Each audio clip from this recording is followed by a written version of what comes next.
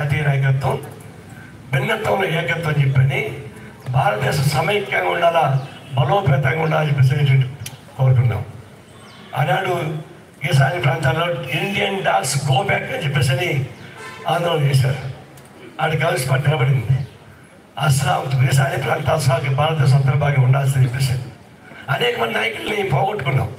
ఆనాడు సపరేటిస్టు తీవ్రవాద ద్వారా ఖలిస్తాన్ ఉద్యమం పంజాబ్ చాలా పేరు మోసేట నాయకులు పోగొట్టుకున్నాం. దాన్ని దేశం వైక్యంగా ఉండాలని చెప్పేసి జమ్మూ కాశ్మీర్లో దేశవ్యాప్తంగా పాపులేటెడ్ పోయిట్స్ పేరు నాకు గుర్తులేదు, వాళ్ళందరూ చనిపోయారు. దాదాపు 99 మంది చనిపేశారు టెర్రరిస్టులు. అయినా అక్కడ మన దేవాలయం వదిలిపెట్టలేదు. అంటే అర్థం కష్టపడి స్వాతంత్రం తెచ్చుకున్నాం. ఇవన్నీ కలిసి ఐక్యంగా ఉంటే దేశం బలపడుతుంది.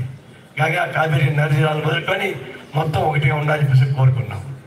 అందుకని కులాల వారిగా, మతాల వారిగా, ప్రాంతాల వారిగా విడిపోవాలని చెప్పేసి కోరుకోలేదు. దానికోసం కమ్యూనిస్ట్ పార్టీ చేసిన త్యాగం ఏ రాజకీయ పార్టీ చేయలేదు. నేను రాజకీయ కావాలంటే అధికారంలో కాంగ్రెస్ పార్టీ కూడా దానికి అనుకూలంగా మారిపోయింది తప్ప నిలబడ్డవాళ్ళు నిలబడి కమ్యూనిస్ట్ పార్టీలు పోగొట్టుకుంది కమ్యూనిస్ట్ పార్టీ. అయినా ఈ దేశం ఇంకా ఐక్యంగా అనడం అది కమ్యూనిస్ట్ పార్టీ బలం తప్ప కొట్టుకానే కాదు. ఎన్ని రాష్ట్రాలు పరిపాలించడం తర్వాత విషయం.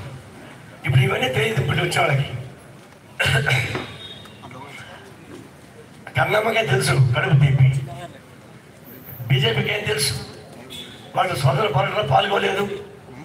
బ్రిటిష్ వాళ్ళకి అనుకూలంగా ఉన్నారు. తెలంగాణ సాయుధ పోరాటంలో పాల్గొలేదు. వాళ్ళు బ్రిటిష్ వాళ్ళు నిజాంకి అనుకూలంగా ఉన్నారు. ఆర్ఎస్ఎస్ వాళ్ళు ఆనాడు జనసంఘం ఉండింది, జనసంఘం కూడా లేదు, ఆర్ఎస్ఎస్ ఉండింది.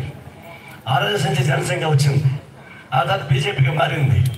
ఎప్పుడు కానీ బ్రిటిష్ సామ్రాజ్యం వారికి కొనసాగించే ఘటన లేదు. ఒక్క తుపాకీ గుండు కూడా తగలలే.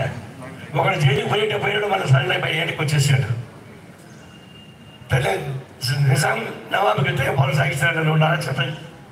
సెక్రటరీ జన్మని చెప్తాం. 4,6,000 మంది పోగొట్టుకుంది కమ్యూనిస్ట్ పార్టీ. 10 లక్షల ఎకరాల భూమిని పంపిణీ చేయడం జరిగింది. గ్రామాలను విముక్తి చేయడం జరిగింది. దాని ప్రత్యేకంగా ఇక్కడ రావినాయుడు గారి మండలం ఇక్కడ కూర్చుంది.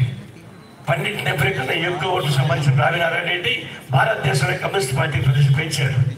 దాని వారసాలు ఉండమంటే ఆ వారసాలు కమ్యూనిస్ట్ పార్టీలో ఉంది తప్ప బీజేపీ అందువల్ల ఆ వారసులు ఇక్కడ మన ఎదురుగా ఉన్నారు. ఇక్కడ కాబట్టి వారసత్వంతో కూడుకునే పార్టీ ఇది. ఇలాంటి పార్టీ దేశాన్ని విడిపోతాడు ఊరుకుంటామా? ఇప్పుడు బీజేపీ వచ్చి దచ్చగొట్టడం ద్వారా కొంచెం ఏం ఇస్తామా?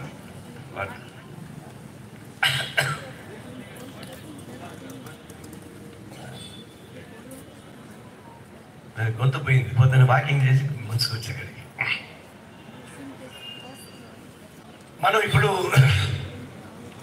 ఈ దేశాన్ని సమైక్యం కోరుకోవడం అంటే అర్థం స్వాతంత్ర పోరాటంలో పాల్గొన్నాం, త్యాగాలు చేసినాం.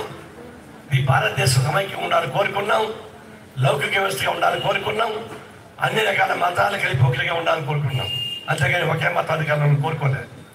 అది ఓట్ల కోసం కాదు. ఓట్ల కోసం అయితే మెజారిటైజేషన్ పోవచ్చు.